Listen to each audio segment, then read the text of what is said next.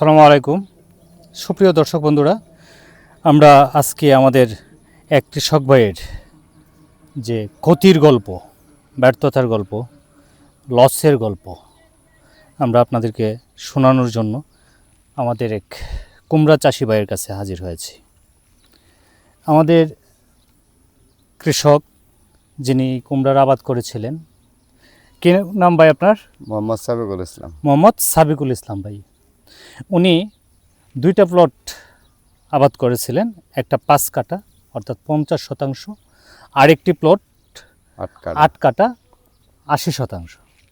Total প্রায় 1.5 acre জমি উনি কুমড়ার চাষ করেছিলেন।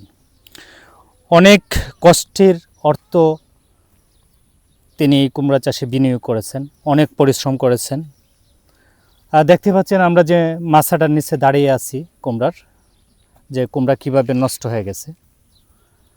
আর এই পাশেও যদি আমরা একটু দেখাই, আর এই মাছায় এখন একটা কুমড়া গাছও বেঁচে নাই। আমরা কেন এই দুর্ঘটনা হয়েছে সেটা আমরা জানবো আমাদের কৃষক ভাইয়ের কাছ থেকে। আচ্ছা ভাই, আপনার এই জমিতে কেন এরকম হয়েছে? এরকম হয়েছে, আমাদের ক্ষেতের মধ্যে যেগুলা ফল আসে এই সময় মত করেন যে এই যে বৃষ্টি আসে, বৃষ্টি হওয়ার পরে মত করেন যে আগের দিন বৃষ্টি হয়, পরের দিন শিলাবৃষ্টি হয়েছে। শিলাবৃষ্টি হওয়াতে এই ক্ষতিগ্রস্ত আমরা। শিলা বৃষ্টির কারণে মূলত এই ক্ষতিটা হয়েছে, তাই না?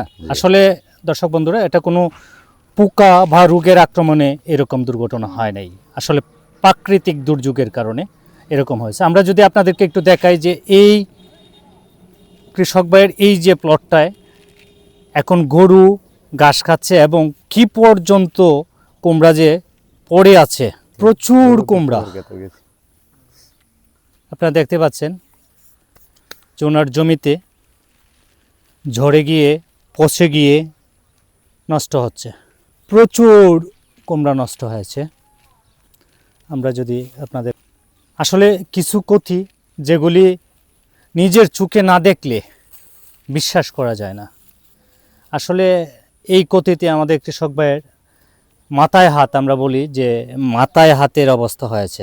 প্রচুর কুমড়া জমিতে পড়ে আছে, যেখান থেকে এই উৎপাদন বিক্রি করে আজকে কৃষকের মুখে হাসি থাকার কথা, সেখানে আমাদের কৃষক ভাইয়ের মুখে বিষাদের ছায়া নেমে এসেছে এবং একটি করুণ ছাপ আমাদের কৃষক ভাইয়ের।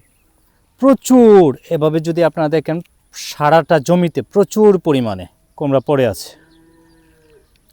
আমরা আমাদের কৃষক ভাইয়ের কাছে আবার জানতে চাইব, বা আমাদের প্রতিবেশী যারা আছেন ওনার কষ্টে আসলে শরিক হওয়ার জন্য এখানে হাজির হয়েছে। এখানে কত হাজার কুমড়া নষ্ট হয়েছে মনে হয় আপনার? এটা তো আনুমানিক কি কইয়াম যে যেই পরিমাণে ফল আইসিন, যদি শিলাবৃষ্টি না হইতো তাহলে লাভবান থাকলাম, লসের বাকি হইলো মনে হয় না। তো শিলাবৃষ্টি আমার মত করেন যে সব কিছুই নিয়ে গেছে। আমার মনে হচ্ছে কয়েক হাজার কুমড়া এখানে নষ্ট হয়ে গেছে প্রচুর পরিমাণে। আসলে প্রকৃতির সাথে আসলে আমাদের যুদ্ধ করে টিকে থাকাটা খুব কঠিন। প্রকৃতি যদি বিরূপ হয়, এই বছর আসলে অনেক আগে বৃষ্টিপাতের শুরু হয়েছে এবং শিলাবৃষ্টি হয়েছে, যেটা কোনোভাবেই কাম্য না। আমাদের কৃষক ভাইদেরকে আরও সতর্ক হইতে হবে যে আমাদের এই যে আগাম দুর্যোগের কথা চিন্তা করে ফসলগুলিও যেন একটু আগে চাষাবাদ করা যায়, যেন আমরা এই প্রাকৃতিক দুর্যোগের সময়টার আগে আগে ফসলটা গড়ে উঠাইতে পারি এবং উৎপাদনকে বিপণন করতে পারি।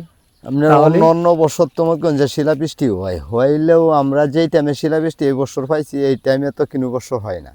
মানে 1-1.5 মাস আগে হয়ে গেছে। 1-1.5 মাস আগে হয়ে গেছে। মনে করেন যে 1-1.5 মাস পরে যদি হইতো তাহলে আমরা মোটামুটি টাকাটা খরচ করছে, টাকাটা আইলো, বুঝলেন?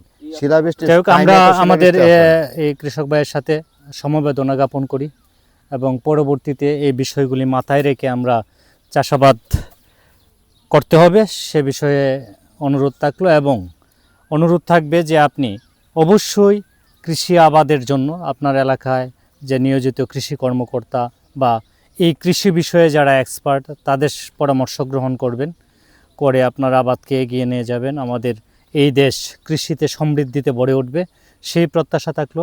ভালো থাকবেন বন্ধুরা। পরবর্তীতে আরও নতুন কোনো বিষয় নিয়ে আপনাদের সামনে হাজির হব। আসসালামু আলাইকুম।